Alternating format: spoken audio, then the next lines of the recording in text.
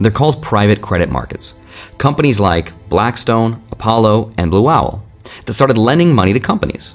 Well, hold on, where do they get the money from? They got it from pension funds, insurance companies, and everyday retirement investors with 401ks. And with that money, they then lent it out at higher interest rates with almost no oversight and very little transparency. Well, sticking with financials, private credit exposed names also with big losses. BlackRock and Jefferies seeing the biggest drops. BlackRock falling after it limited redemptions in a private credit fund due to a surge in outflows. So how concerned should investors be about the credit market? Now, this private credit market has grown from basically nothing to $3 trillion in about 10 years. And because the returns looked really good during the era of cheap money and low interest rates, a lot of money piled into these funds, including the kinds of funds that could sit inside pension systems and parts of retirement portfolios. JP Morgan CEO Jamie Dimon issued a warning on the earnings call Tuesday.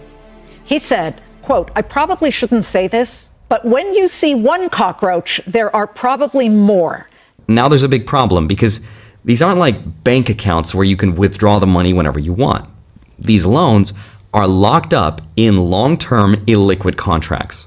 So for example, when investors get nervous and want their money out, like they're trying to do right now, the funds can't just sell everything just to pay someone really fast.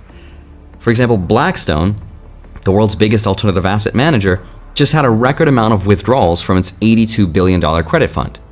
Redemption requests were so high that Blackstone had to use its own money and its own employees' personal money just to cover the gap.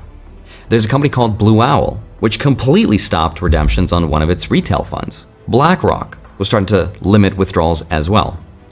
Basically, it means investors are asking for their money back and they're told, sorry, you can't have it all at once.